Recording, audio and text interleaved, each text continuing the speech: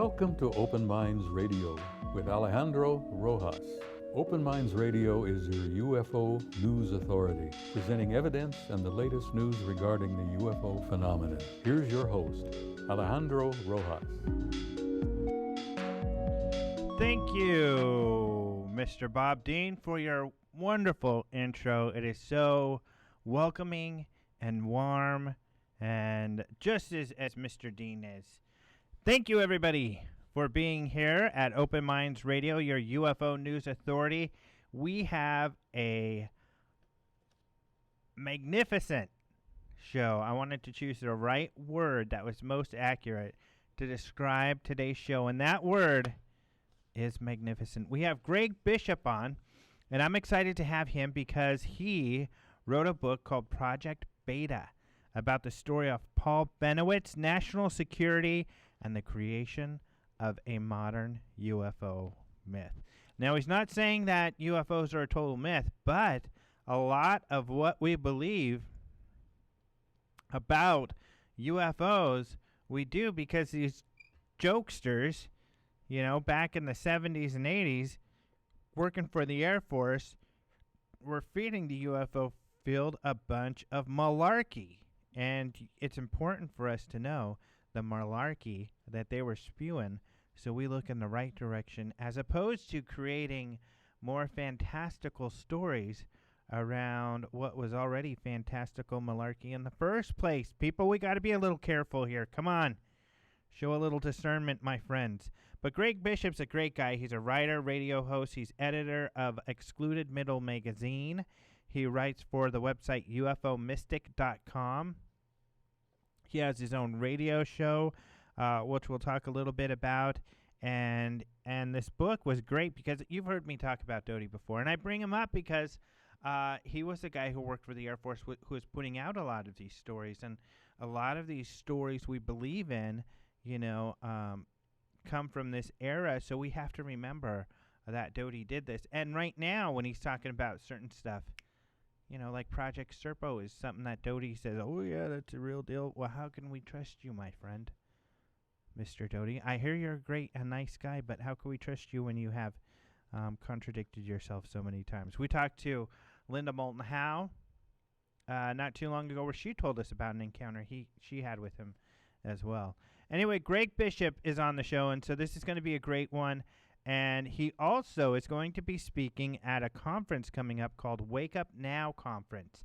It's in Albuquerque, New Mexico, March 29th to May 1st. There's a lot of speakers there, some interesting people. My buddy Claude Swanson is going to be there, I know. So there's going to be it's going to be a lot of fun. You could go to wakeupnowconference.com, and I'm going to do that right now so I can tell you who else is going to be there. Let's see some of these names. Some of these people I don't know. Kawani Lapsaritis, I know him. He's a pretty neat guy. Nario Hayakawa is actually the guy who puts it on. He's really into Dulce, which we're going to talk about in a minute here, related to Mr. Doty. And then Richard Dolan, one of everybody's favorites. He's been on the show a couple times. So it looks to be a fun conference. I love New Mexico, so check that out. A couple other things I wanted to mention. The Contact in the Desert. And this is an event going on June 3rd through the 5th. It's being put on by MUFON LA. Great group out there. Steve Murillo is my buddy who still hasn't put me on the website. He said, oh, you called me out. You said I didn't put you on the website. Well, you still haven't, Steve. Come on, buddy. No. But that's going to be a lot of fun. This is going to be in Joshua Tree. It's going to be kind of a camp out with UFO speakers. Like I said, contactinthedesert.com is a website for it. I'm very excited for this one. I know Roger Lear is going to be there, Yvonne Smith, Stan Romanek, and a lot of other really cool people. I hope there's no non-cool people, because I'm a cool people. I like cool people. Everybody's cool in my eyes. I like everybody. You guys can tell that already. I don't know if there's anybody I don't like that's in this field that much. Contact in the Desert, going to be a lot of fun. I also want to thank Todd Van Hooser. They call him Mr. Van Hooser at the high school, Desert Edge High School, because he had kind of a little sci-fi conference there at the high school, which was kind of neat. He invited us. We did a talk, and we had a table there. He's an author. He writes these books called The Laughing Moon Chronicles. If you're into sci-fi, maybe you know these books, or not sci-fi, fantasy. They're these fantasy books, and he also has some fantasy games around them. So I'm not too familiar with this new kind of Dungeons and Dragons type of role-playing game they have now, where it's all you have these models and you have these little characters, and it looks kind of cool. And you set up like a little town or something, and then you roll the dice, and you probably kill monsters, and maybe even your opponents there. With your warriors and your magic and stuff like that. Looks like a lot of fun. Anyways, I want to thank him for having us there. That was really cool and a lot of fun, and it's great that he is trying to inform the high school students. And more than that, getting them off of their computers and their TV and getting them together on a weekend to actually have some face-to-face interaction so they can be socially competent human beings in the future. That's very important, I think. Very important to humanity that high schoolers get socialized. One of the other things that's going on that's really cool is that we've been doing this news thing on the website. We found this to be popular and helpful for people. We put up news headlines from around the world on a regular basis on our website, and there's a lot going on. And then what we do is we bring this cool kid, Jason, onto the radio show to tell us all about the news. And we're lucky enough to have him right now. Jason McClellan, give us some news, buddy. I think I will, Alejandro. Thank you, you, sir. This is your Open Minds News Brief for Monday, April 18th, 2011. Is that the right date, Alejandro? The 18th. That is correct. All right. Thank you, sir. Stop me if you've heard this one. I'm kidding. A Russian physicist from the Institute for Nuclear Research of the Russian Academy of Sciences recently put forth a new theory stating that advanced civilizations may inhabit the interiors of supermassive black holes, being invisible from the outside and basking in the light of the central singularity and orbital photons. Basically, this guy thinks that the inside of a charged and rotating black hole is a suitable place for planets with alien life to exist. This new theory comes after a 2010 theory by a professor from Indiana University that proposed Earth could actually be inside a black hole. Are we inside a black hole, Alejandro? I don't know. Sometimes it feels like it. I concur. This story is especially funny and and ironic because what was it just last week or the week before where another scientist said there's probably no alien life out there because they probably all got sucked up and destroyed by UFOs. That is a very good point, and I'm glad you brought that up. Isn't it funny how we go back and forth? It's all just very speculative speculation. It's really funny. People looking for more papers to write, Alejandro. Yeah, and who knows where the aliens are? They're probably in our nose, like Paul Davies says. A lot of people think that. I know I've been itching my nose a lot more lately. That's allergies. The season's changing. That could be one cause. But it is interesting to think, and you know, I remember this theory coming out last year about Earth possibly being in a black hole.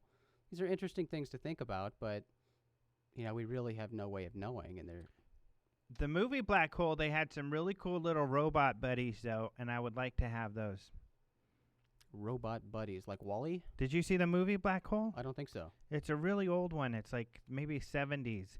This movie about this ship getting stuck in this black hole, and it was, you know, taken over by this. It's kind of like was a modernization of 20,000 Leagues Under the Sea. This crazy guy had built this ship, and he had these robots that ran it, and they were these really cool little hover robots. I know you like Johnny Five. You'd like this movie. Well, I'll have to check it out. You keep giving me great movies to watch, so I'll add that one to the list. Yep. In other news, UFO sightings seem to be getting more attention lately, and more people are actively looking for UFOs. And because of this, a UFO hotline was just launched by Joseph Kapp in Brooklyn, New York. According to AOL News, CAP decided to start a 24-hour hotline where people can discuss UFO sightings without fear of ridicule. Of course, other UFO hotlines already exist, like the one the National UFO Reporting Center has and the one Mutual UFO Network has. But it's nice to see Mr. Cap willing to devote his time to listening to witnesses. That is a huge commitment. Yeah, he's a busy little guy there. I know him. He's a neat guy, and I like your graphic there of kind of the red phone hovering in Manhattan. That's actually outside of Manhattan. That's Brooklyn.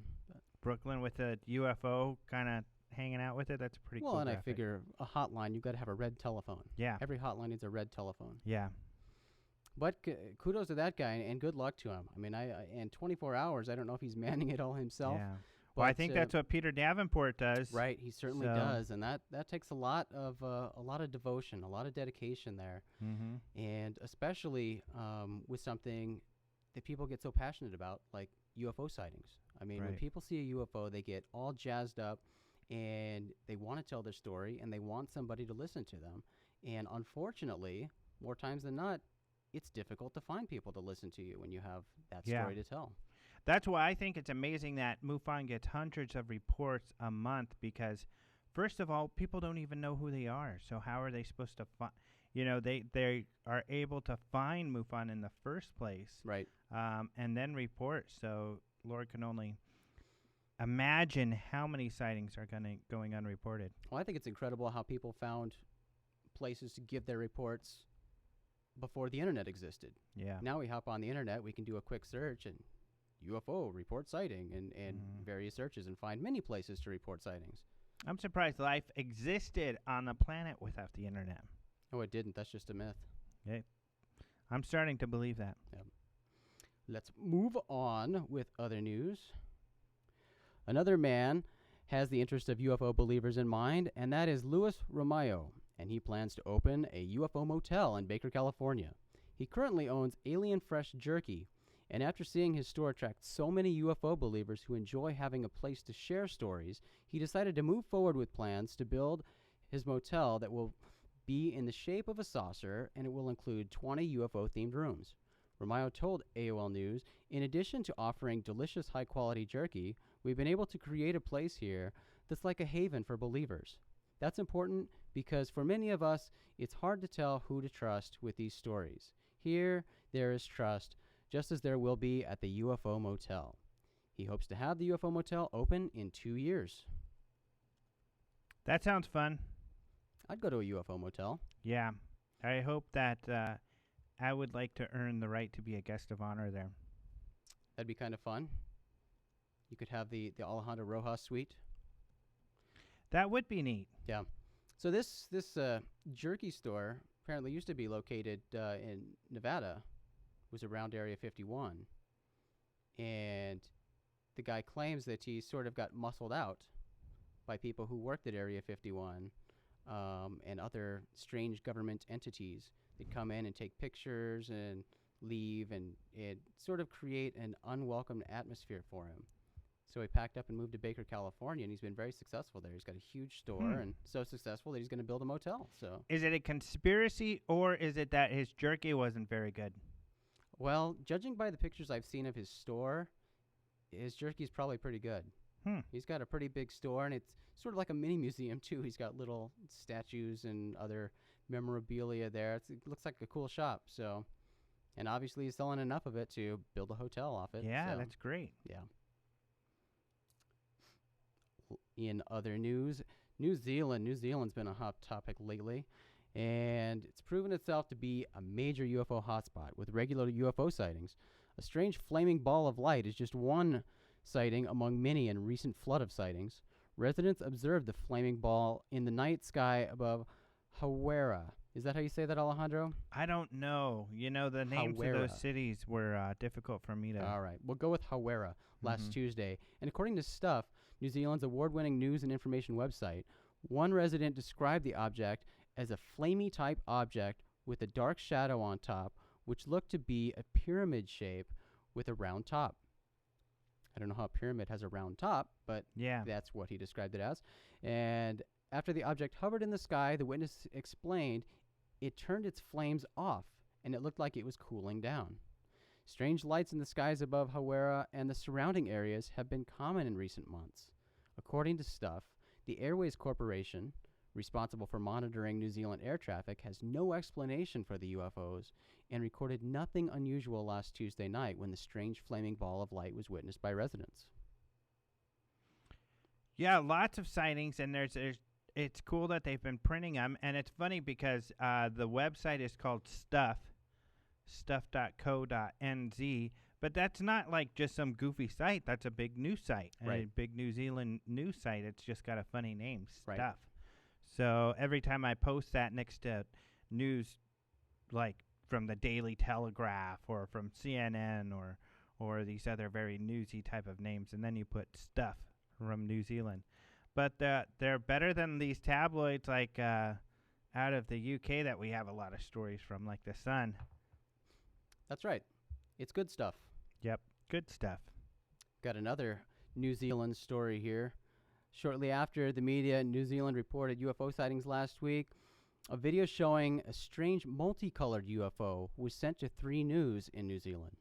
The video allegedly shows a UFO above Hamilton, but 3 News hasn't been able to reach the video's submitter. So apparently somebody just sent a video into them, and it's a neat video to watch because this thing in the sky changes colors. It's blue and red and green. Pretty cool. And so 3 News tried to contact the person who submitted the video, but they haven't been able to reach him for comment. Yeah. So it'd be cool to get some more information from him. Yeah, and the movement was weird. It's not like it didn't seem like one single object changing colors. It was kind of like different parts of one object were changing colors, or maybe it was spinning. It was tough to tell really what was going on. weird. Yeah. It was a great video. And that happens sometimes. Even when I was with MUFON with investigations, sometimes people would submit a sighting and then they don't want to be contacted. Right. They're either afraid of ridicule, or sometimes they're like, they think the government's going to come after them or something. Yeah. That's the sad state of affairs. Mm-hmm. But also in this video, it's really boggling. This object in the sky, and something that moves wildly and sort of out of control like this thing did with all of its flashy colors and stuff. It certainly could be some sort of some type of toy or something. Yeah, I guess so. Because toys are flashy. That's what toys are supposed to be, flashy. And Yeah, it was. I mean, it looked like it passed over a tree, right? It Right. looked like it was up in the sky. Right. So, but you never know. could have been one of those helicopter-y thingies that wasn't Yeah. necessarily a high-priced, smooth-flying helicopter-y thingy, but Yeah. something you kind of throw up and it wobbles around with lights. But Yeah, that's the first one. That's the first time I've heard someone try to debunk a UFO story saying it's a helicopter-y thingy. I've read helicopter-y thingy many times. At least you didn't say it was a sea monkey like Dr. Nye did that one time. No, don't even call him a doctor. No, I have no idea what that thing is in the sky. It's really cool, and I do hope 3 News gets a hold of this guy and gets some more details about the sighting and where he was, how he captured this thing, and if there's any more information about it. Yeah, and then if you're listening, don't be afraid, buddy. Be strong, be bold. Absolutely. Would love to find out what that thing is. Great. Well, legendary actress Shirley MacLaine appeared on Oprah Winfrey's show last week, where she discussed many topics, including UFOs. MacLaine is a strong believer in extraterrestrial life, and on the show, she shared one UFO encounter that took place at her New Mexico home. She explained an instance where 3 UFOs appeared and hovered over her hot tub for 10 minutes. Now, Alejandro, you know I enjoy spending time in my hot tub at home on an almost nightly basis, and I am always staring up at the sky because it's the perfect time to stare at the sky.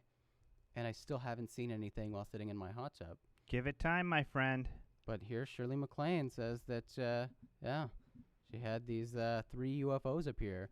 She has so many UFO stories, but she also claims to have seen a mothership at one time. And Yeah, she may be a bit liberal in interpreting what a UFO is, but, it reminds me of the story of the little buddies that I talked about in South Park last week, where the guy was hanging out in his hot tub and he would see the UFO sometimes. That's right. Maybe hot tubs are a good place to be. Yeah, you're nice and relaxed. Perfect timing. Except you're not going to jump out of the hot tub and grab a camera. I know. That's what I think every time I'm sitting in my hot tub, too, and looking at the sky and saying, if I saw something right now, how am I going to work this? I am too relaxed. Like, figure out how to flop out and run in and dry myself off so I don't destroy my camera with the water on me. And Mm-hmm. yeah, I'll have to think about that more and have the camera sitting in a better place. Yeah. Well, a new trailer for the upcoming film Cowboys and Aliens debuted last week during the popular television show American Idol, showing just how confident the film's creators are that the movie will appeal to a large audience. This movie is being heavily marketed, with trailers premiering to the largest audiences possible. A teaser trailer for Cowboys and Aliens debuted during the Super Bowl earlier this year, the largest U.S. television audience for a single broadcast ever. The latest trailer was shown during American Idol, one of the most watched programs currently on television. So it's interesting, Alejandro. Again, an example of these big production companies marketing to very large audiences, which means they're spending a lot of money. They're confident that people are going to go see it. Yeah. Are you going to go see it? Probably. I loved one of the headlines or lines, taglines to this movie I saw recently. I believe it was from a paper in the UK. I don't recall which one, but it said something like Indiana Jones and James Bond fight aliens, because the two lead actors in the movie are Harrison Ford and Mm-hmm. But they left who out is the the cowboy James Bond aspect. character? The main character is Daniel- James. Oh, his yeah, name? I can't remember. Daniel Craig or something like Yeah. that. But yeah, funny headline. But this movie looks great. They're really hyping it up now, and it still doesn't come out till later in the summer. Well, last week we mentioned the media attention garnered by The Vault that was recently launched on the FBI's website, which allows people to browse through select FBI files. Files that many believe to be related to the Roswell incident received lots of attention from the media early last week, while later in the week, the focus seemed to shift to files about cattle mutilation. Several FBI memos discussed bizarre mutilations that took place in New Mexico, Nebraska, and Colorado. The Sun recently interviewed Nick Pope, who worked for the Ministry of Defense, about these documents. Pope told The Sun, "These documents show how serious the authorities took the matter and that they were prepared to debate theories about extraterrestrial involvement." Yeah, it was similar to the Condon report or any of these other reports where there were some really good cases that were unsolvable, but in the end they just said, oh, it's all predators. Yeah. When obviously you read these cases, that can't be the answer for everything. And our last story, a couple in East Texas found what appeared to be crop circles in their yard last week. 4 circles mysteriously appeared in their yard, and they told KLTV that they had a hard time believing that any person or animal could have created the circles. And apparently, plants and bushes in close proximity to these circles have been affected. One blackberry bush in particular now has dead limbs and stopped producing berries. And they talked about this plant and said that just a week before this happened, this blackberry bush was producing all sorts of berries. Then all of a sudden, no more. Yeah, that's very strange. And it's not the first time there's been effects on plants from this sort of thing. Right. Well, Alejandro, that is it for the news. Remember to check out these stories and more at openminds.tv, your source for UFO-related news.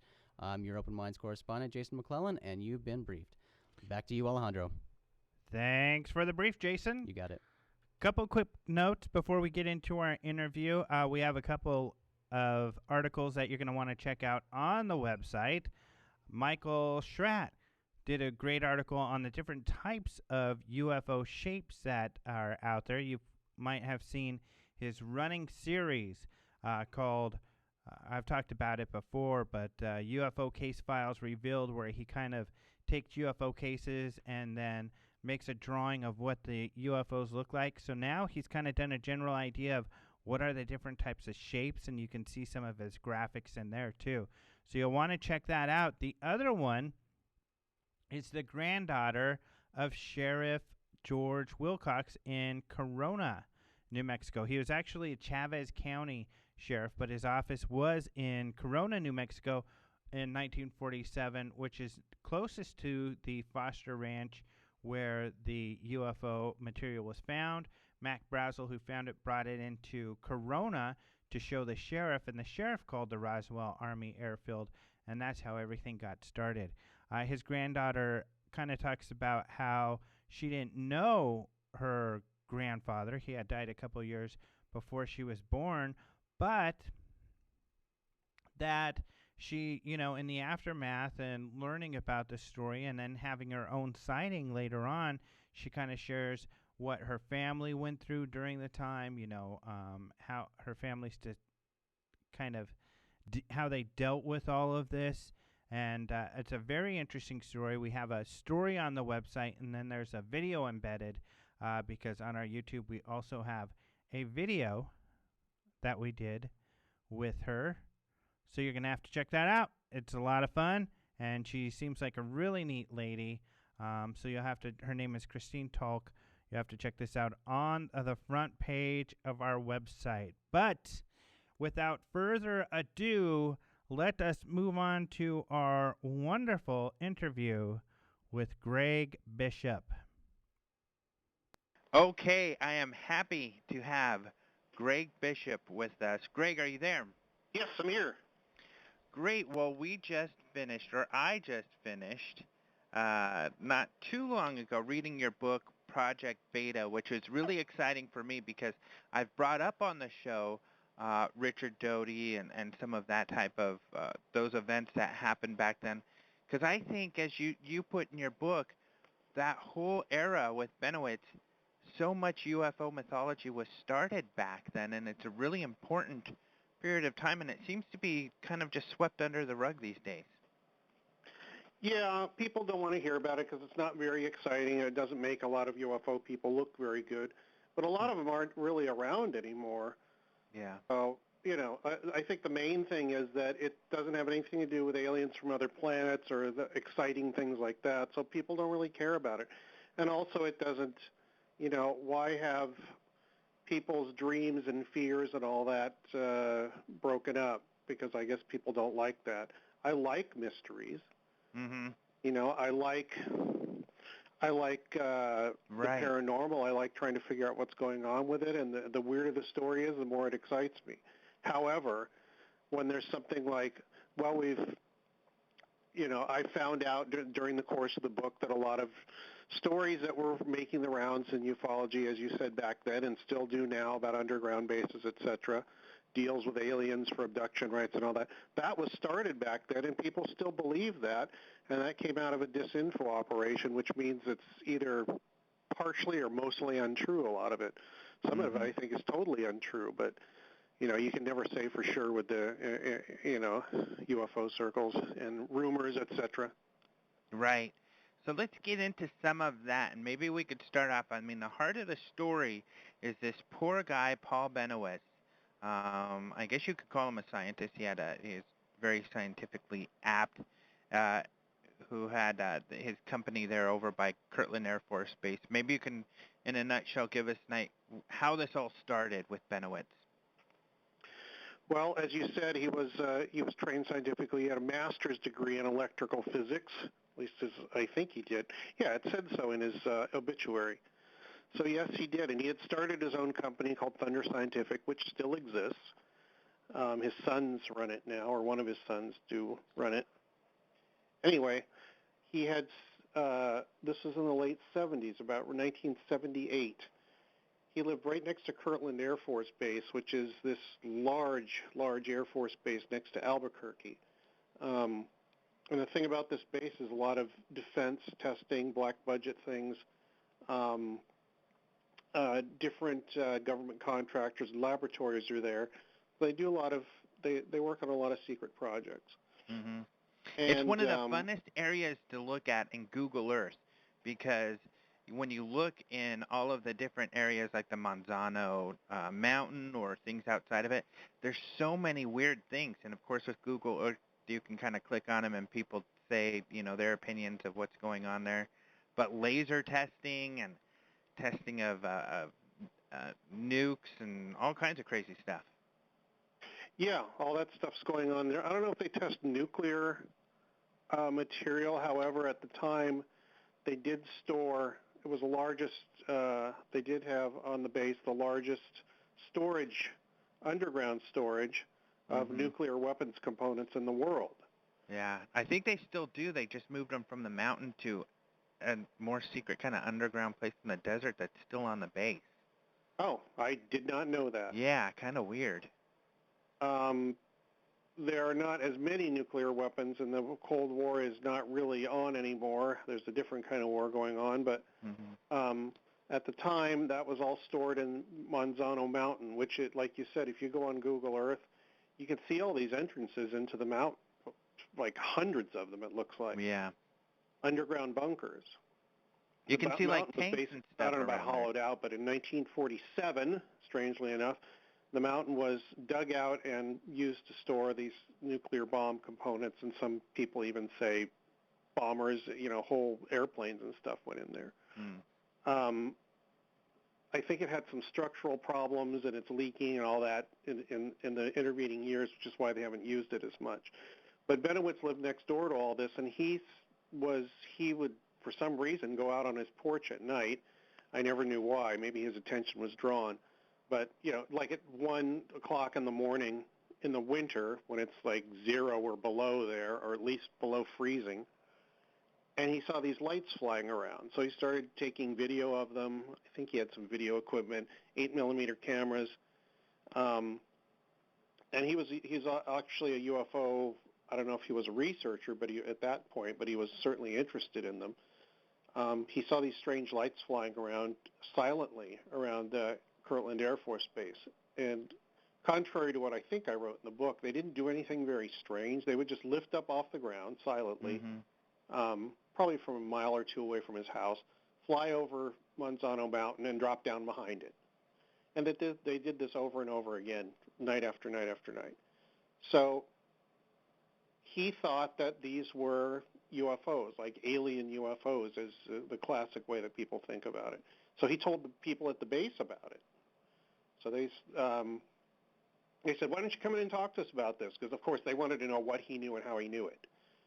These were classified, secret tests of things, and they didn't want anybody to know. Supposedly, as I found out, that they were probably unmanned aerial vehicles, but they were very unconventional ones because they were glowing. They glowed at night, and they were kind of orb-shaped. So that's kind of strange. Anyway, this all happened right on the base, so obviously they knew what was going on. And all other people have told me he actually saw people walking around them with flashlights and stuff before they took off. So obviously they knew what was going on. Anyway, he wanted to tell them about this. As it turned out, the only people that were interested in it were the base security people, because they wanted to know, like I said, what he was looking at, how he's finding out what he was finding out. He had also built an apparatus to listen to radio transmissions, and he told them about that. What these radio transmissions were another secret project, I think, having to do with telemetry or control of satellites or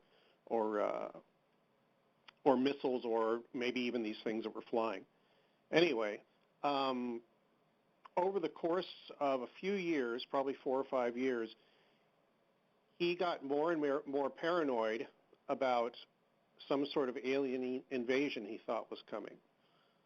And he told this to the Air Force, and because they wanted to keep him in their confidence, they encouraged him. They said, oh, yeah, sure, we want to know more about this. Because they just wanted to keep him on the line, one, to keep him looking at stuff, and two, to find out who he was talking to, in case he was leaking information to the Russians or the Chinese or whoever.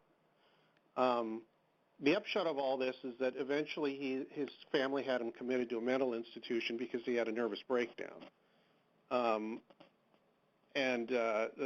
classic version of the story, before I got involved with it, was the government drove him nuts. Well, they did help.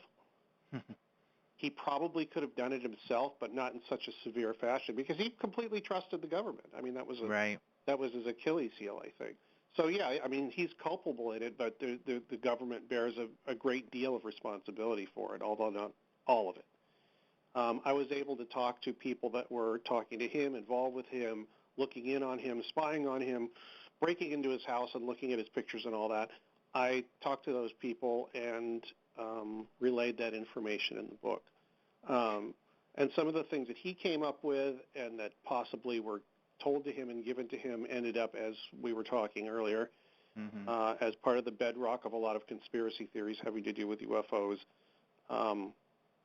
ever since then. And these were spread and encouraged by people in the government who most of whom will probably will never know who they were, and then also a few UFO researchers like John Lear and I think to some extent John Alexander, and then a few other people that were, well, Alexander was in the military, but mostly UFO researchers that would latch onto these crazy stories and then just believe them because they said, well, it came from a government contact who told me this secretly and wants to get the information out, so it must be true, which doesn't follow at all, but it got people very excited for a long time, and I think it's to some extent still like that. Anyway, that's the story in as much of a nutshell as I can make it. No, that's a great, yeah, I think you did a great job with that.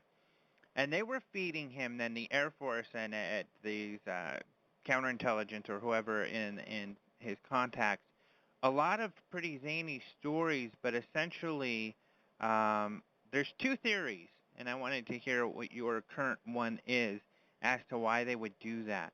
One is that to discredit him. So if, let's say, the Russians came along because they knew he was seeing lights and getting signals, and then the Russians said, hey, well, what are you doing over there? And then his story would be, oh, I'm monitoring these aliens and these alien signals so that they wouldn't listen to him. One theory being that just that, and then the Russians would leave him alone. And the other theory being that they were kind of giving UFO disinformation to throw UFO people off so we wouldn't know the UFO truth out there.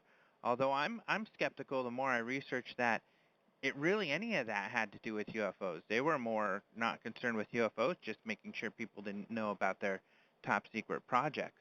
Yeah, well, that's the impression I tried to give in the book because that's the impression I got. There were a few reactions to the book from different areas. One was yours, which was, wow, this is fascinating. I think that we ought to watch out for this kind of stuff, and it's good that we know some of their tactics now so that we can deal with it.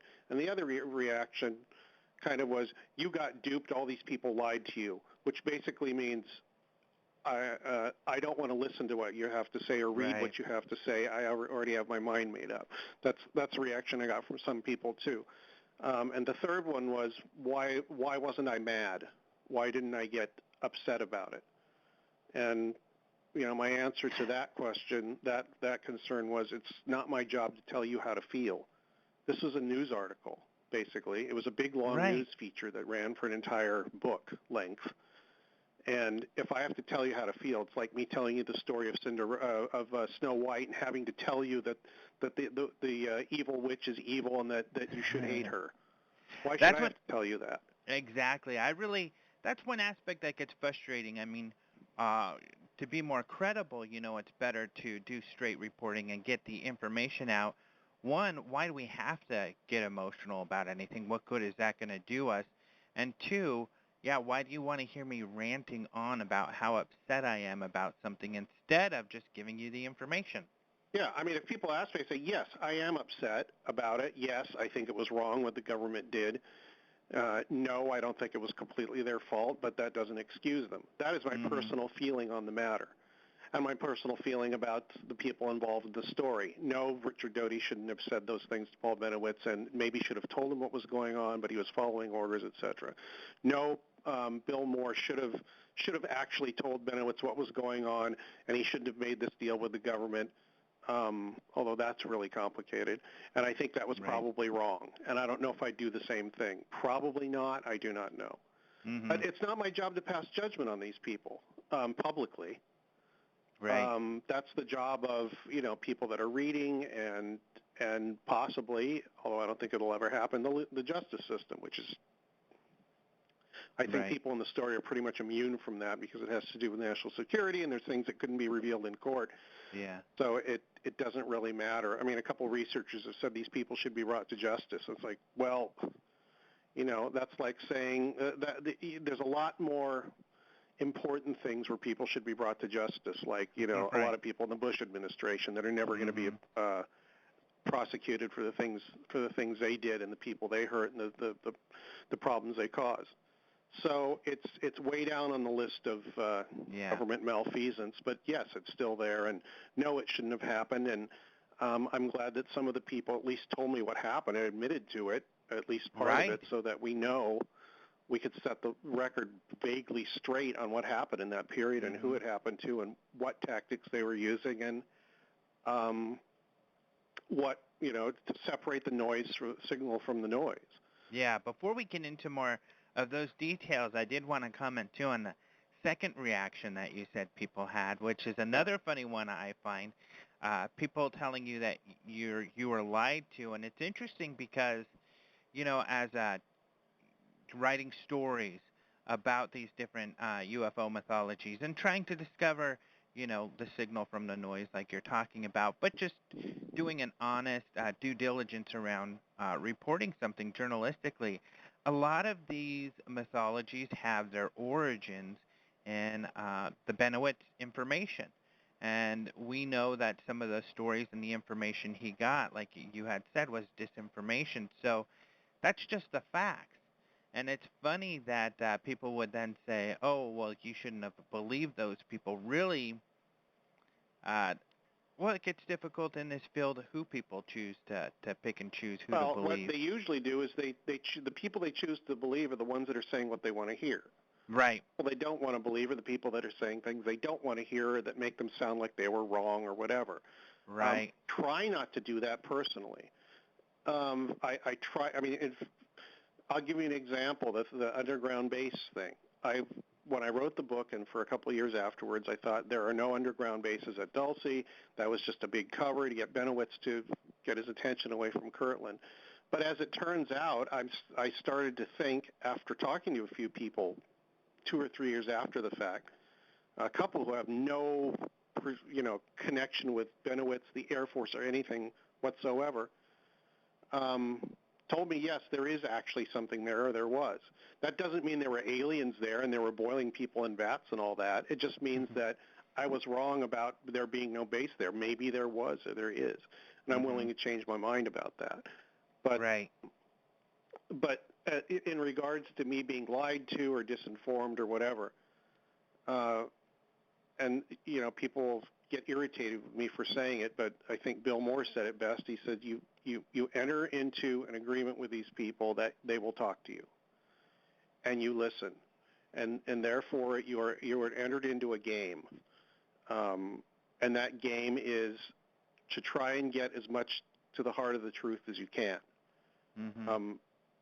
And their part of the game is to mess with you and to try and tell you if they don't want to help you as little as they can, and if they do want to help you as much as they can.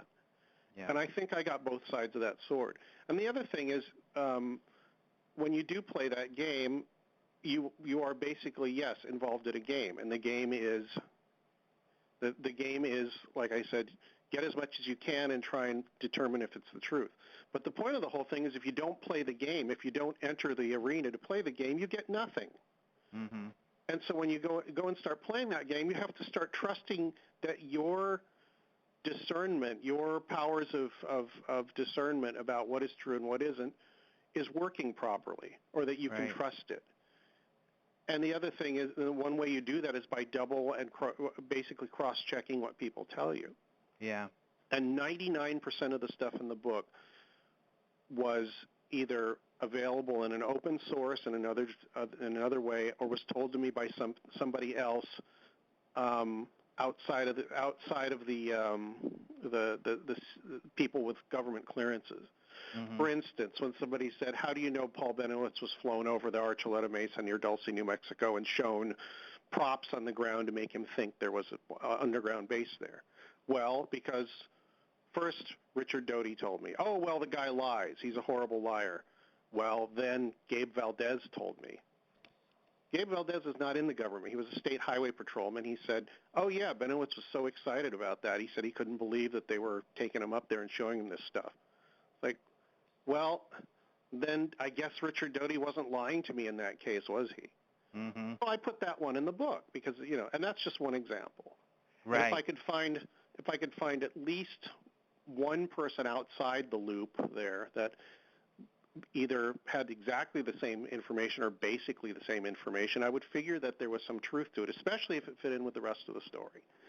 And if it didn't, I wouldn't put it in, with the exception of one thing that Bill Moore told me, and nobody's ever said anything about it really, and that was the fact that he told me J. Allen Hynek, the famous UFO researcher, founder of Center for UFOs, people know who he is, had given Paul Bennewitz a computer program that basically led him astray, or actually a whole computer setup. Somebody had delivered it to him, and Bill told me that Hynek told him that he had done it. Now, I don't know, apart from the fact that a lot of people suspect that Hynek was on the payroll of the Air Force after Blue Book until his death, I can't, I haven't been able to find anybody else that can confirm that for me. But I thought it was so important that I did put it in the book, and also mention Moore was the only person that told me that. Yeah. Two reasons. One, it's really important if it's true, and two, if somebody can read that and say, "Oh yeah, I can confirm that," tell me or confirm it somehow publicly, then that piece can be added to the puzzle. Which is why I included that's the one unfounded piece of information or from one person that I did include. And at least if that rumor circles, people can then research this back to an origin also, which I think is important too. Yeah, there's a lot of things I include in my writing and in the books and all that, things that I put out publicly that are basically in there because people that know what I'm talking about will be able to confirm it for me or for themselves or whatever, hopefully to me and publicly. Right.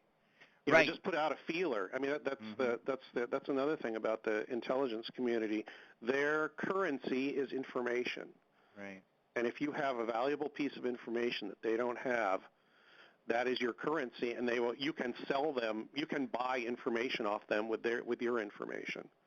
Not that I'm on the below the bottom rung in that scenario, but every once in a while I would have a piece of information from another person, and they would give me a piece of information that they wouldn't have given to me unless they had learned something from me. Mm-hmm.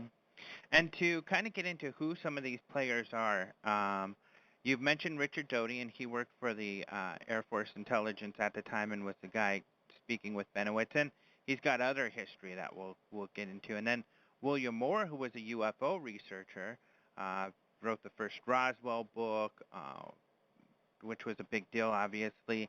And then I think, like you do, he came out eventually and told about how he was not on their payroll, but how he was dealing in information. He was spreading their disinformation knowingly and working with the Air Force secretly, as well as being a UFO researcher and having the confidence of people. Of course, people got upset when he came out and told people this, but we wouldn't know all of this information and the details about what happened if it wasn't for him coming forward. I personally am grateful that he came forward.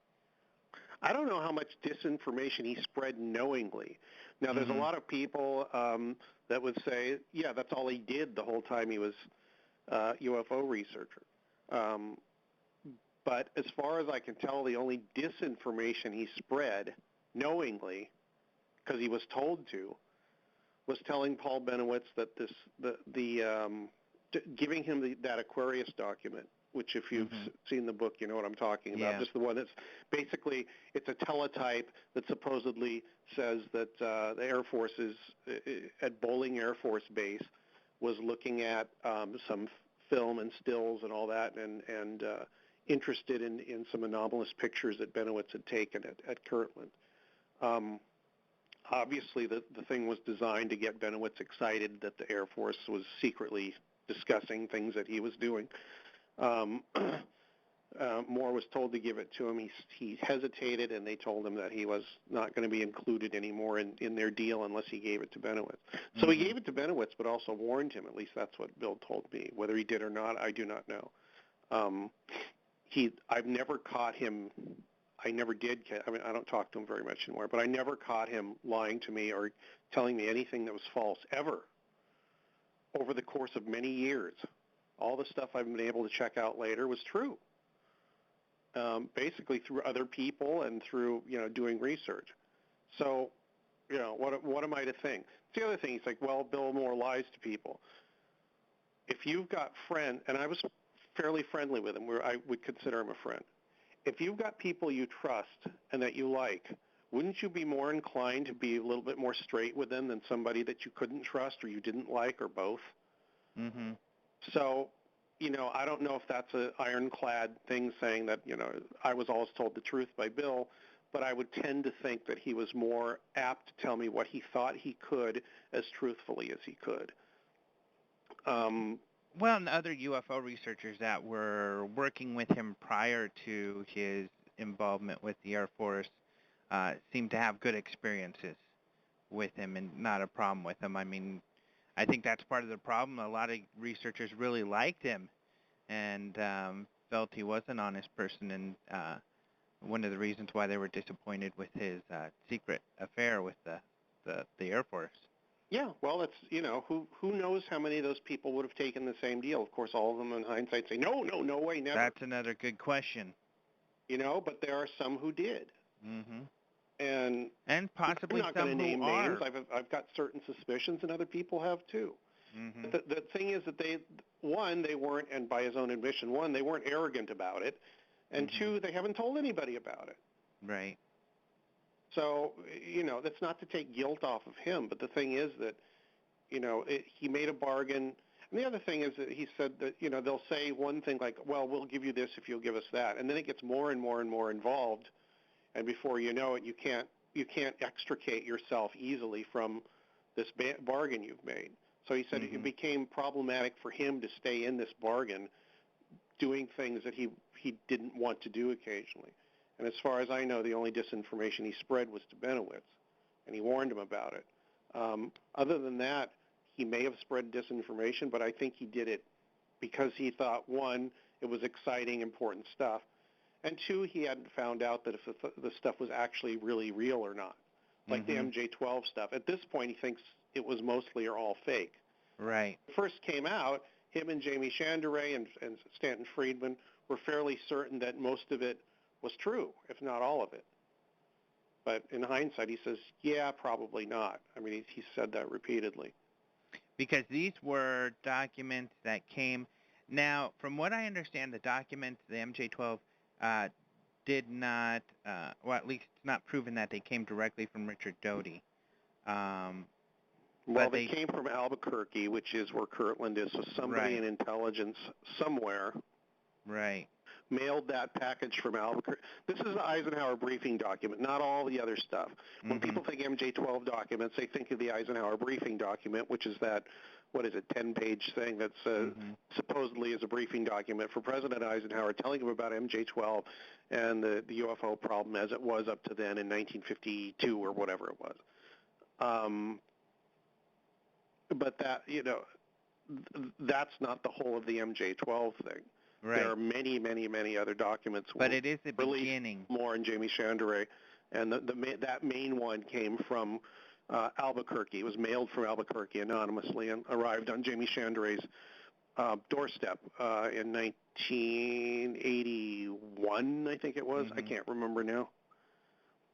And then to Moore's credit, he was hesitant about the document, and they were doing their research, and they were not releasing the document until the Air Force was pressuring them to release it, right? And then they even gave Timothy Good the document saying, hey, we're going to give it to someone else and let him put it out if you don't.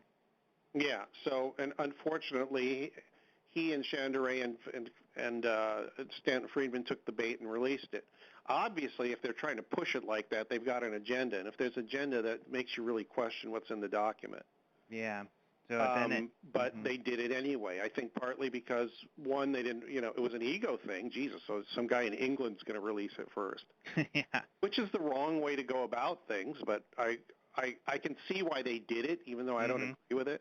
And there's also a hindsight thing, too. I mean, like, what if you think you're sitting on the biggest bombshell in 50 years and somebody tells you release it or forget it? Right. Well, it was a mistake. It was a big mistake, and I'm sure Bill would admit it now that to be pressured like that. But that was part of the pressure they were putting on him and people they were releasing stuff to. Yeah. And now that's a difficult one. Designed to create a false impression of things and to also get certain people interested in things so they could track them.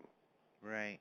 And now here we are with MJ-12, this huge part of the UFO mythology, and certainly for me, questionable. I mean, I've certainly read Stanton Friedman's book, Magic, which talks about, the evidence that he has found that perhaps at least that something similar to this organization possibly did exist back then.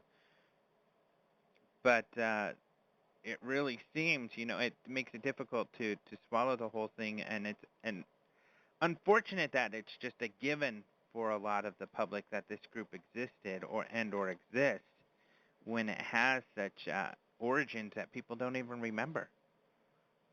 Yeah, well, MJ-12 was, strangely enough, mentioned in the Aquarius document. It was the first place anybody had ever mentioned it. And it says special access granted only to MJ-12. They spelled out the 12. Mm-hmm. They put it in quotes, so I don't know what was up with that. But after many years of talking to Bill about it and looking at the documents and seeing what the reaction to it was and seeing what actual real documentary evidence there was, I think most people that are up to speed on the UFO government thing would agree with you that they're unfounded and probably false to a great degree. But however, I think that there was an MJ-12, something called MJ-12. Mm-hmm. It probably had nothing to do whatsoever with UFOs.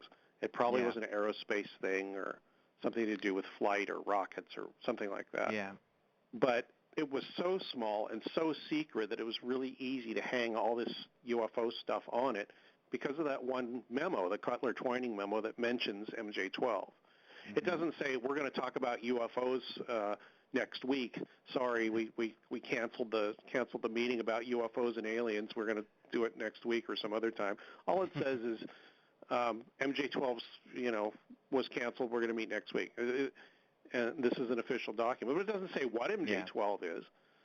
But whoever made up these documents wanted everybody to believe that there was something called MJ-12 having to do with UFOs, and they had this one little piece of documentation that would stand up to scrutiny that didn't say what MJ-12 was. And that's what happened for many years. And the piece of documentation was actually planted so that Moore and Chandray would find it. I mean, it was actually planted in the National Archives in a place where they were pretty sure they were going to find it. Well, and they touted this for many years, and now Bill and many other people think the same thing. That I've come to the same conclusion you have, and everybody else has, that yes, it existed. No, it had nothing to do with UFOs. Maybe there was some sort of organization like that, but nobody's been able to determine what it is yet. Right. And to show how that's a classic part of disinformation, by releasing a memo that had a reference, but then releasing this less credible stuff that explains it in an unrealistic way, was a memo that was engineered by Doty for the APRO people. And I think that's one where they did get upset with Moore, too, because he knew that this was hoaxed. And remember the sighting? There's no reason to get him upset with it. Oh God, I can't remember the name of the document. But essentially, it was sent out by Doty just to a bunch of UFO organizations, saying that this guy was inside the Air Force and he had seen something. He had seen a UFO land, and they had taken pictures, and it had been debriefed, and there was a Men in Black thing. Anyway, this came to Aerial Phenomena Research Organization, of which Moore was a member in the late 1970s, late 70s, early 80s. I think it was received in 1979 or 80. Anyway, he told me, and nobody's contradicted it, that he went to Jim and Coral Lorenzen, who ran it, after they had handed it to him and said, no, this is false. I actually called them up and found out. I found the guy, and the guy says, yeah, we saw something, but all that other stuff is fake. I mean, it didn't land. We weren't debriefed about anything. So he said, well, then, it's obviously a false flag from somewhere, so let's not worry about it. Mm-hmm. I don't know of some other information that says he was pushing it to other people and saying it was real. He actually told APRO to ignore it.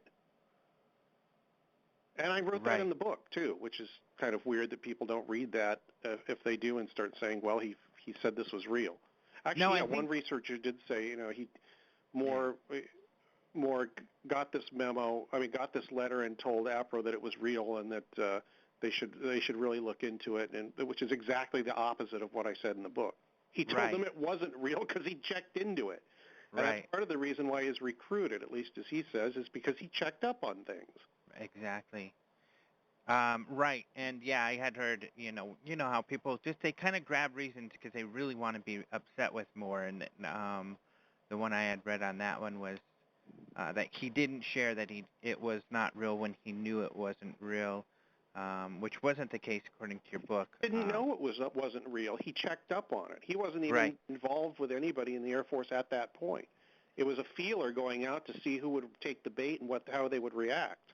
Mm-hmm. And Moore was the only one that reacted by actually calling the base or calling around till he found the guy that was referenced and that supposedly had written the letter and asking him about it. Yeah. Nobody else did that. So, I don't know. I so think he did that's some actually great work. clear in his cap that he actually checked it out. Yeah.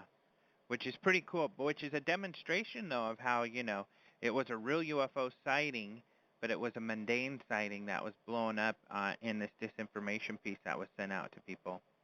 Yeah, it was a test. This is one of the things that the people in the spy business do and in counterintelligence do. They mess with people to see how they will react. Yeah. To them, it's all fair game. It's war. It was a Cold War, and it was fair game to do this to American citizens. In furtherance of finding out, one, what they knew, and two, if anybody from outside the country was talking to them, and a few were. There were people that were saying, I'm an innocent UFO researcher from China or Russia or wherever, and some of them weren't innocent UFO researchers. They were spies working for the governments of these countries, trying to find out information on defense projects through UFO researchers. It seems really logical that this would be a way to get information, at least in hindsight it would. And it happened more than once, many times. And I cite some of those in the book. And it happened after all the stuff with Bennewitz. And it happened all the way up to the end of the Cold War and a little bit past it, too. And I'm sure it's still going on in another form. Now, I wanted to talk also more about Dulce, because we've talked about it a bit. But I found that interesting because there were things in your book that I hadn't known. I've been looking into Dulce for quite some time. I lived in Colorado my whole life, and I've been out there. I've interviewed some of the locals out there. And I used to believe there was something to it until I really looked into more of the history, been out there, and some of the investigations that were gone on. And I think I've heard some of what you might have heard about it. But I was surprised to what extent Doty was going to really convince Bennewitz that there was something there. I hadn't known about what you had mentioned earlier about them putting props on the mesa and flying him over it. Yeah, they did it twice in helicopters. Doty went with them once, and I can't remember the name of the guy that was running the security for Kirtland at the time. He went with them once. And Bennewitz was also a pilot, so after they took him up there, he went up there with his plane and took more pictures. Mm-hmm. Unfortunately, he took pictures of things where he said there were things, and then after that, they just pulled all the props away and put them back. I guess he did see something when he was up in the helicopter with him, but he went back, took pictures of things, and the only pictures I've ever seen are they're just pictures of the forest up there and the mountains, and he's got little circles and diagrams showing where everything is. But if you weren't looking the way he was looking, it just looked like pictures of forests and mountains and rocks. Mm-hmm. So, like I said, he was in a lot of ways he was his own worst enemy. Yeah. But now I get the feeling this could be another red herring. I mean, I believe that in the mountains, further.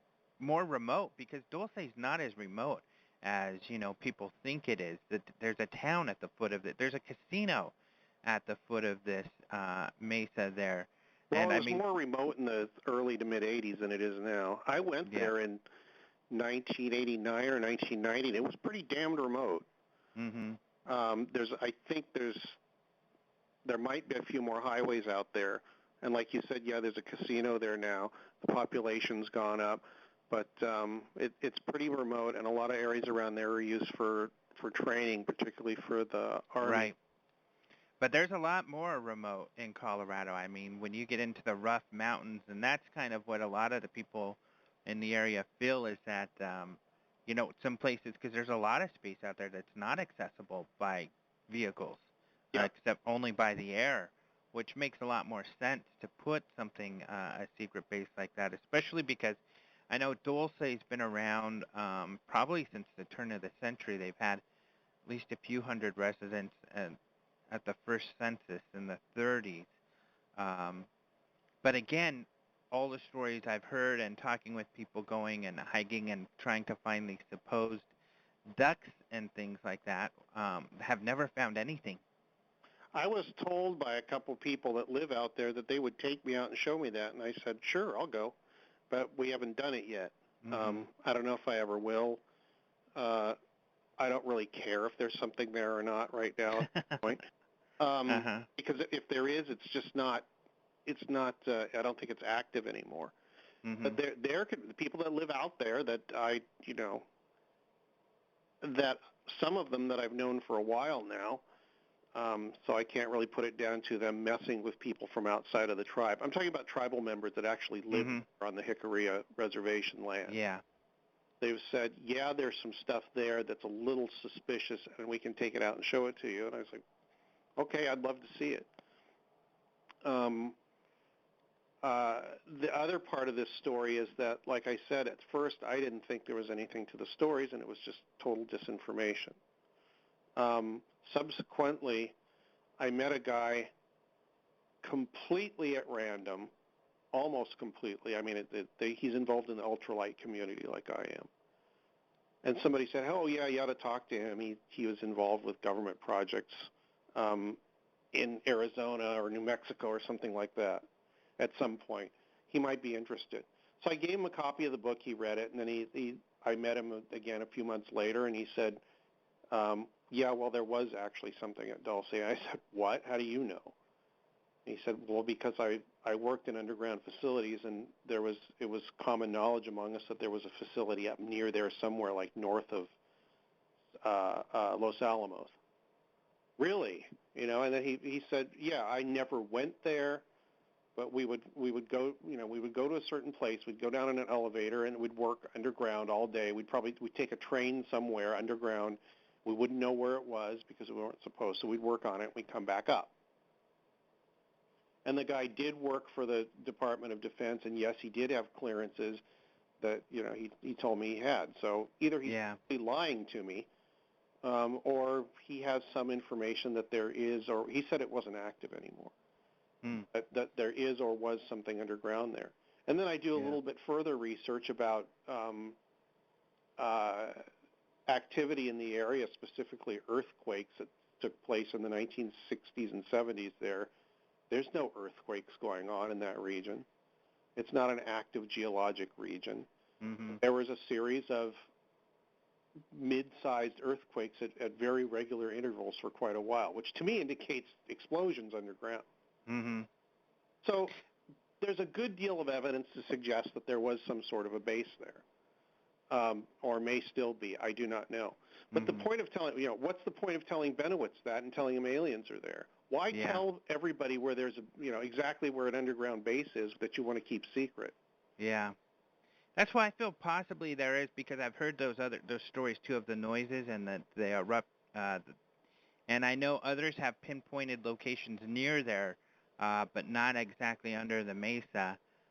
Which would probably make more sense if they kind of give you a red herring. Hey, everybody climb around this mountain while we're actually under this other mountain.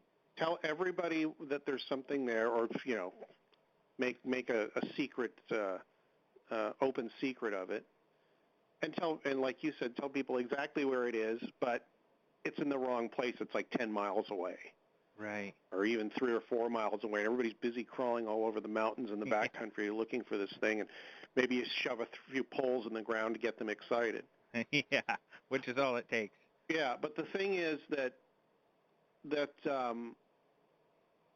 there's another benefit of that, and the benefit is look and see who's out there looking for it and what they're saying about it, and especially now with the internet, who's talking, what they're talking about, where they're from, and what their identities are. It's a good way to get a lot of activity going and to see who's interested in what they're saying. Right. And who's actively. So there's a lot of reasons why you would do something like that, and it makes sense to me that there probably is or was some sort of a base there. And hooking it up with the alien thing just made it, it made most people just laugh at it, of course. Right.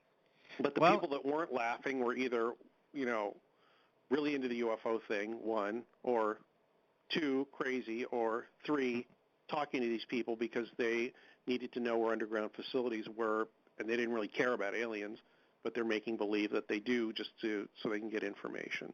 Yeah. Scott Ramsey, the Aztec researcher, who I'm sure you've probably talked with, I think you probably lectured at the same conference before, he says that he had done some research, because he was researching Dulce also, that he found that they were building some caves because they were going to use it as a nuclear waste dump until the project was canceled after some conflicts between the federal government and New Mexico state government over what waste was going to go there, so they canceled the project. So that at least there was some tunneling going on there at some point.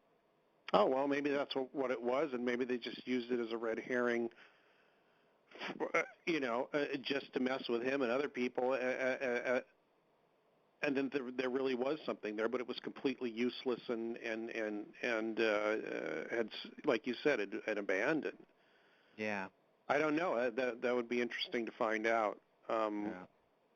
Dulce's a weird place. There's all kinds of strange aerial phenomena cited there, which may or may not be secret testing of something, or both, something unknown and secret testing. Well, the entire San Luis Valley, which is really strange. What the hell are they doing there? So. Oh yeah. Well, the entire San Luis Valley has lots of strange stories like that. My family. Dulce could be considered the very southern tip of the San Luis Valley. Exactly. I mean, if you go up into Colorado, you're basically at the very southern edge of the San Luis Valley, right over the border from Dulce. Right. Yeah, because that valley has sightings. My family has some history back there. My very first UFO sighting was in the valley.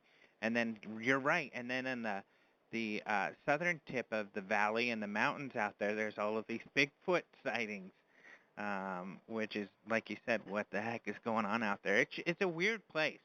The whole entire valley is a really weird place. Yeah, if you've, I'm sure you've read them, but people listening, they should read Chris O'Brien's books. Yep. Curious Valley, Enter the Valley, and I think there's one other after that specifically deal with his time living there in the 80s and 90s, what he found out. I mean, he was basically a full-time anomalies investigator there for over 10 years. And he's found out some very strange stuff about that area and why there might be UFOs sighted there constantly. Mm-hmm. In addition to other things, I mean, there's also, phantom hitchhiker stories and Brujo Mexican witch stories and sightings of the devil and all this. It's a high concentration of weird stuff for such a sparsely populated area. Yeah. So a couple of the other theories out there that I wanted to get your take on. Falcon. Falcon was supposedly this guy who was essentially like Doty's boss. But then you have the duration of the operation with Bennewitz, yes. Mm-hmm. He wasn't his boss in the Air Force, but he was in the CIA, and the CIA was running. He had been brought out of retirement. This is what I was told. Okay. He'd been in the CIA for a long time, like back through the 50s, and had been in the OSS before that. And he was stationed in East Germany or West Germany and worked with Reinhard Gehlen after World War II. He was stationed, I believe, in the Middle East somewhere for a while, and he was an old hand at Soviet counterintelligence. And this was Bill Moore, is he the one who gave you that information?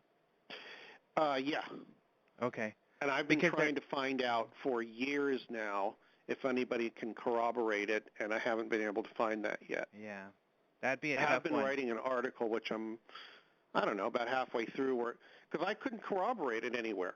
So a friend, Ken Thomas, actually, my friend Ken Thomas, who publishes Steam Shovel Press, I mentioned this to him, and he goes, why don't you just publish it anyway? Just publish the name of the person who you think it is, and see if, if you can't find it by now, at least get the damn name out there so somebody can come back and corroborate it somehow, somebody with more resources than you have, and see what happens. So I would like to do that, and I think I would like to finish that article, but I want to see who might pay for it. If not, I'll just put it on the site that I'm putting together right now that has my writings on it. There's a lot of suspicion that Doty is Falcon. Well, that's completely 100% absolutely wrong. Okay. As far as I can tell. I mean, everything's an opinion, right? Well, the reason people say he's Falcon is because, one, he told Linda Howe that. Well, since when do you trust Richard Doty's word on anything? Right. One, you say he's a big fat liar, and then when you say he admitted to Linda Howe, well, then why do you trust him in that case and not in any other case? That makes no sense. And the other one was that was brought up, I think, was that he had admitted this to the producer of UFO Cover-Up Live. He had said, "I am Falcon," to this producer, and it's like, okay. So Doty was also telling another person this, so that makes 2 times Doty has said something to somebody and you trust him. When you say he's a big liar in every other case. It makes no sense whatsoever to me. Well, I heard a story that the real Falcon couldn't make it to that television show, so Doty stood in as him. Well, the real Falcon apparently, as far as I can tell, did make it to the show, sat in the audience at least for part of the time, but when they did the voiceover thing saying U.S. government agent talking, it was when the strawberry ice cream thing came out and embarrassed everyone. The person that, one of them said Condor, which apparently was Robert Collins. He was in shadow and his voice was altered. And the other one said government agent or informant Falcon, and that was Doty with his voice altered in silhouette. Does that make them Condor and Falcon? Right. Well, it made them that for the purposes of the show. That doesn't mean that's who they were. And besides, these are designators that Bill Moore and Jamie Chandray came up with. They weren't any official thing. They're just words, names that they came up with so that they could refer to these people in conversation on the phone. Right. People wouldn't know who they were talking about. Like they'd say, like, Condor told me this. Oh, they know they're talking about Robert Collins. Right. Or Seagull told me this. Oh, they know, well, they're talking about Bruce Maccabee. Or, they weren't necessarily government agents either. Some of them were just other researchers that had access to some of the same information. Or Owl said this. Oh, well, then they know they're talking about Hal Puthoff. Yeah, that was their group of researchers. And Moore was the one who kind of created that, which is a group called the Aviary. Yeah, well, him and Jamie Chandray. But the person they referred to as Falcon, who was, at the top of the thing, a falcon flies higher. It basically has dominion over other birds, I would suppose. Anyway, they called him Falcon because he was at the top of the heap. He was at the top of the pyramid that ran this whole thing, as far as they could tell. Because, Doty took orders from him and a few other people did too. And he didn't care about the UFO thing. He didn't, really care at all. All he cared about was finding Russian agents, catching them, and either getting them out of the country or fingering them so that the Russians would say, well, can we have them back so you can have our agent, the agent we caught of yours, and it had to do with international espionage. Nothing about UFOs, nothing about government deals with aliens, anything like that. That was all in furtherance of this operation, of which Bennewitz was a tiny, tiny, tiny part. So, UFO people look at this and think there was a big conspiracy against the UFO community. No, it was a big conspiracy against Russian agents, and the UFO community was involved in it for about a fraction of a percent, of the whole picture. Now, Doty, like you mentioned, he changes his story a lot, and it sounds like, I think in the book even, that he gave you conflicting information at times, which is nothing new for him because he has all throughout the period of time he's talked to people in this community. which then makes it difficult, like you said, to believe anything that he has to say. Yeah, but it goes back to what I said is that you play the game, and some parts of the game are Yeah. easy and some parts are difficult. Right. And while I like Richard Doty personally, he's been nice to me. He's always been polite to me. It doesn't mean I trust everything he says, and neither should anybody else. However, if he does tell you, 40 things, and you go check out those 40 things, and 5 of them turn out to be corroborated by other people, circumstances, released documents, open source things like news articles or whatever, yeah, well, then I know that probably at least 5% of what he told me was true. Mm-hmm. He told me lots of stuff. I mean, I think probably 5% of the stuff he told me actually made it into the book, because the rest of it either wasn't important or I couldn't check it out. Right. And then you have the situation, because I brought this up with Alexander, because demonstrating an actual secret Air Force project that had to do with disinformation. And he, because of course Alexander feels there aren't very many of these groups, and the ones that are out there he knows about, he kind of was inferring, because he was not answering directly, that Doty was working on his own, kind of like some lone rogue. Few ways he was, because they give him in that sense. Alexander was actually being sort of truthful, because I talked to other people in AFOSI, specifically my friend Walter, who was in AFOSI starting about 5 years after Doty was out, and Doty was a legend in AFOSI in the fact, Wow. In that he was an example for a lot of people what not to do. Meaning, you get a lot of latitude, apparently, when you're an AFOSI agent. When you're in Air Force intelligence, you are told, this is your assignment, or we need to look into this or take care of this. And then you go figure it out. You don't have to take orders about what to do.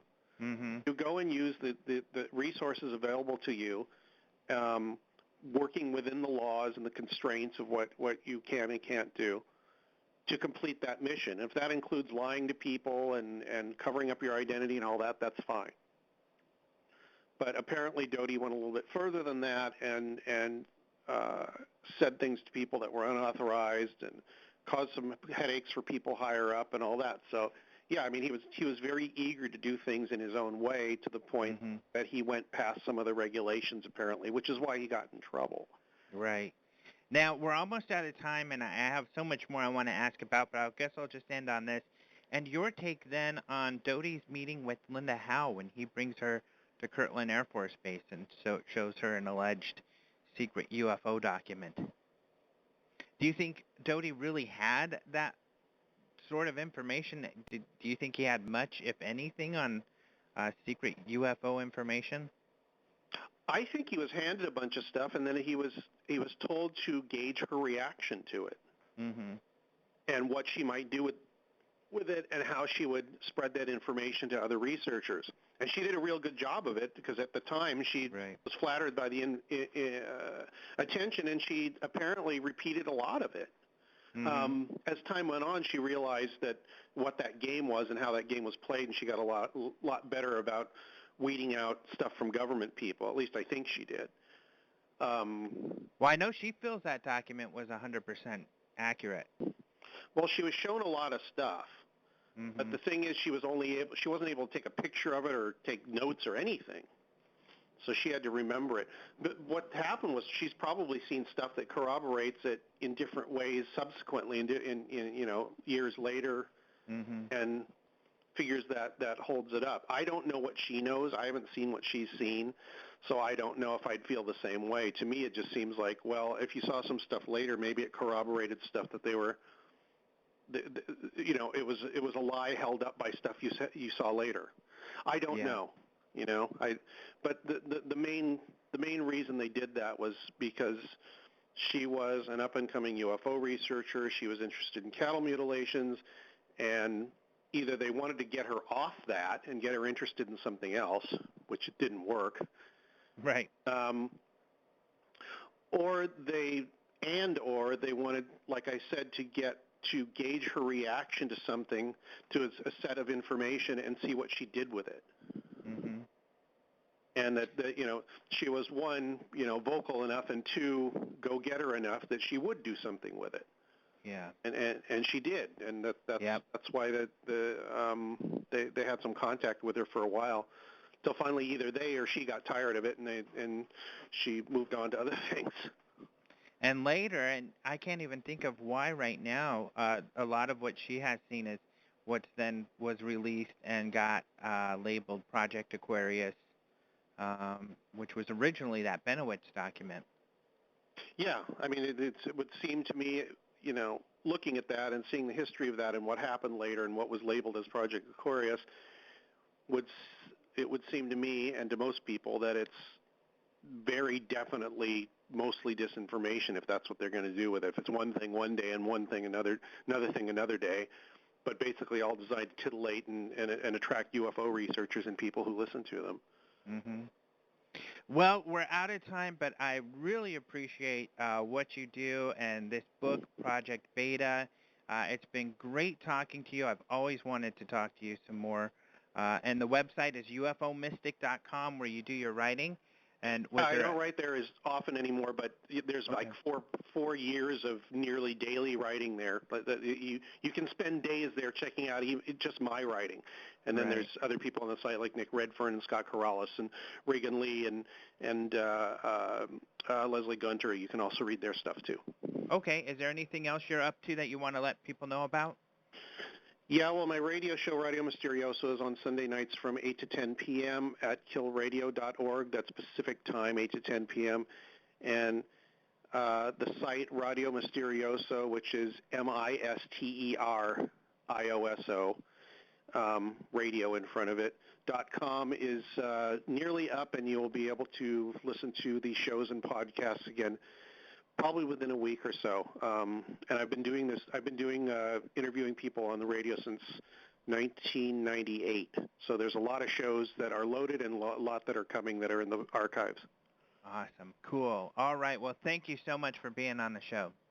Well, thanks for having me. It was fun. All right. And remember, that book is Project Beta. You can go get that at Amazon.com.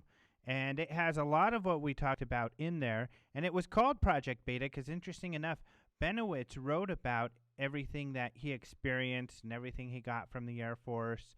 And this is in the book. He called it Project Beta when he wrote it all up. Years later, Doty told him that I lied to you. Some of that stuff wasn't true. And Bennewitz was kind of just so far gone. He said, no, I don't believe you that this wasn't true, that, he believed it. It all really was real. So, and so do many others out there. So the legends continue.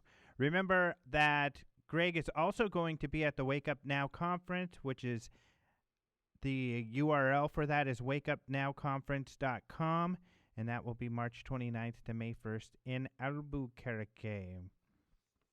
That is it for our show. We are out of time. Thank you all for joining us once again, listening to openminds.tv for all your UFO news and information. Don't forget to check out the website because we have the news going on. And then don't forget to join us next week where we'll have another amazing guest. Once again, thank you for listening, and we will talk to you next week.